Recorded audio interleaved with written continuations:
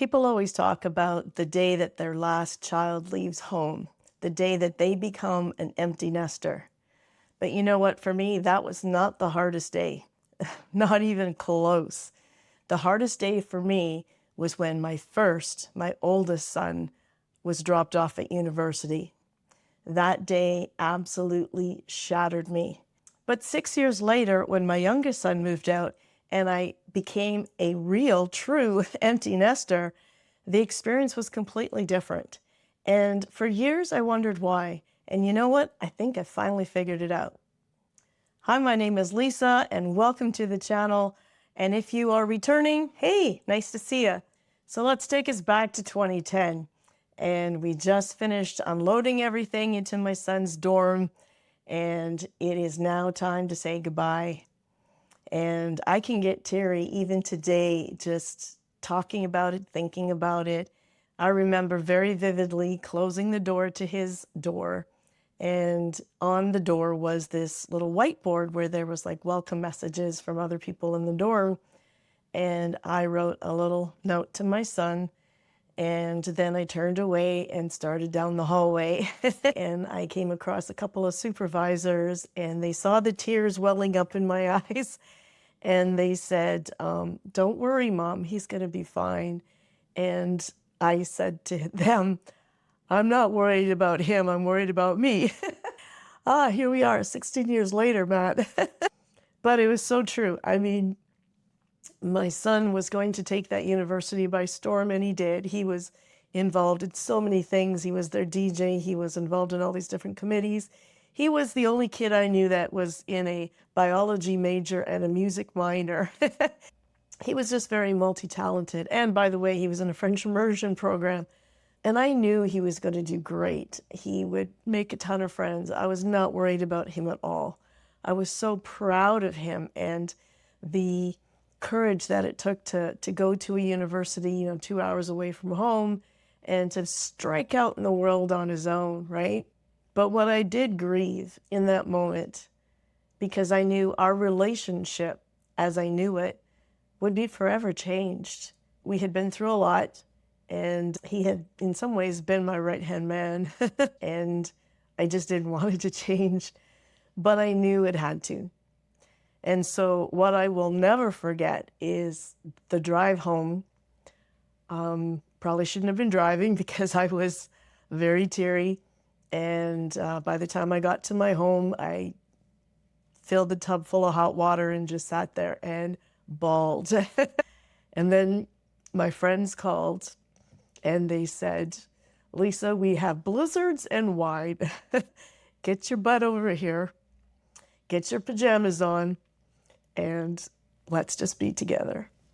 And I will always, always be grateful to them for that. I knew to bring a Kleenex to this recording because I knew I was going to need it. Okay, that's the tough part. So let's fast forward to 6 years later, and now it's my youngest son's turn to leave. And I only have 2 boys, so this was truly going to be the empty nest. He was going to go train to be a pilot, which didn't pan out, by the way. He did get his pilot's license, but now he's a financial advisor. See, you just never know what their path is. It's a winding path. You just never know where they're going to land. But it was a different scenario altogether.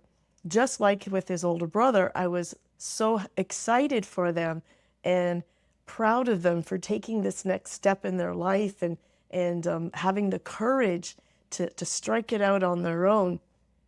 But in that 6-year time frame between the older boy leaving and the youngest boy leaving, I had learned a few things, and which really changed the way that I handled my youngest son leaving. I think one of the things I learned is that just because my son was no longer living with me and our relationship, the way it was, had changed, it didn't mean that we weren't moving forward. I got to see him flourish in ways that were just so exciting. When I say that he was going to take that university by storm, I absolutely mean it. He went off and did a bunch of different types of humanitarian work, like he built houses in El Salvador. He went to Mozambique twice, in order to help out at a cheetah sanctuary. And this was a kid who was not afraid of new challenges. And I guess over the years, I came to realize that I was not losing my child. I had a front row seat to watching him just absolutely blossom. And I was still there to listen to his issues and share in his upsets and celebrate his successes. And I will cherish that forever. But I was just doing it in a different capacity.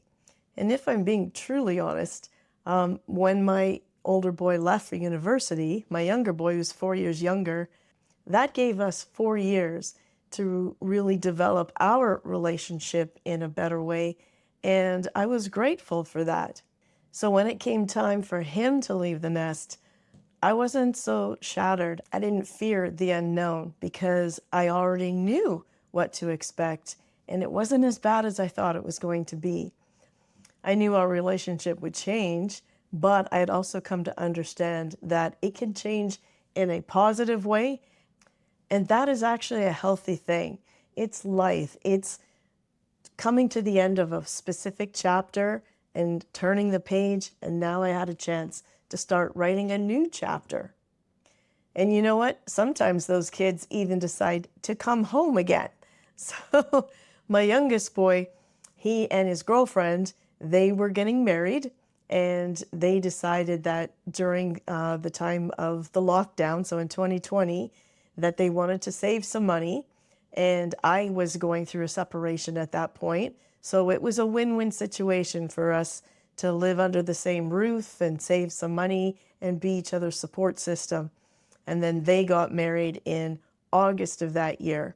And then when they moved out, just before they got married, that was when I absolutely, truly knew I was an empty nester, because I knew neither boy was going to be coming back and living with me ever again. And you know what? I was okay with that because there was other things going on in my life as well. Again, I had just gone through separation, so I was working towards that divorce. I was also in the works for retirement, and I knew that I was going to be flying the coop myself and moving to a completely different province. So there were things about my life that I was working on, and I was creating something for myself. So there was excitement for me in that regard. And you're never going to stop being their mom. Like, even along the way, instead of asking you about homework, they start asking you questions like, what mortgage would you prefer, Mom? Like the fixed rate or the variable? Here are 3 house choices we're looking at, Mom. What's your input on them? Here's my new girlfriend. What do you think? And then today, now that my oldest is a father, then there's all those questions around, my child is doing this. What do you think? And I love being the kind of mom that goes for groceries at Costco. And because Costco's going to have way too many groceries for just me, then I split them and stack their fridge. So not that they asked me to, it's something that I want to do. So you just never stop being a mom. It just changes in how your role looks. If you are in this situation where your child is graduating this year and they're going to be going off to university or college in another city, what I want you to remember is this: it is a loss. Not only will you be grieving, but everyone else in the house will be grieving, including your pets. I remember my dog really missed my youngest boy when he left. I really want you to give yourself time and permission to grieve. And I want you to know that you can feel proud and heartbroken at the same time, and that is completely normal. And parents, I want you to hear me on this too. Please be proud, not only of your kids, but of yourself. Because if your kid is secure enough and courageous enough to be able to fly the coop and go off and start over someplace else at a college or university, that means you did a great job. I truly believe that we bring our kids into the world and we spend the next 18 years of their lives teaching them how to be independent. I've seen some parents brag about how they do their kids' laundry, they cook all their meals. And I'm going, you're teaching them to be reliant upon you. You should be teaching them how to cook, how to change diapers, how to mow the lawn, how to do all of their own laundry, so that by the time they're 18 years of age, they can stand on their own 2 feet. They know how to look after themselves. I remember like a daughter from my ex, it was a blended family, who actually criticized us because my boys, they were going off to college and they were also very interested in travel. Both of them had thrown on backpacks and gone to travel different parts of the world. And I'll never forget her saying this. She says, "You guys are weird." And I thought, we're weird because we love to travel to other countries, because we're brave enough and independent and curious enough to explore different parts of the world and explore different cultures. I kind of thought it was a little strange that she didn't want to leave her little hometown, right? She didn't even want to go to a college that was only 45 minutes away because it was too far and too scary.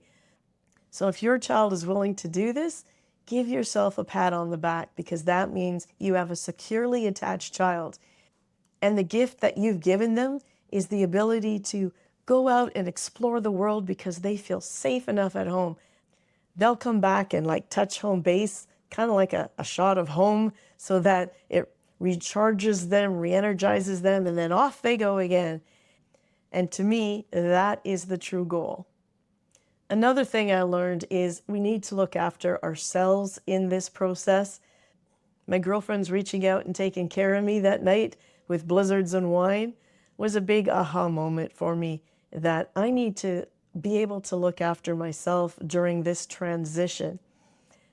And I do believe this was a big factor in why my second child leaving was a whole lot easier, because I did have a lot of things in the works. I was working on my own life and was excited about new things coming up in my life. And so just as I was as excited for him, I was excited for me.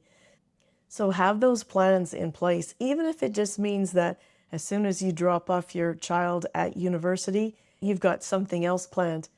Perhaps it's a trip for you and your spouse, a romantic getaway, or perhaps it's a big renovation of the home. There's just something that you've got to look forward to.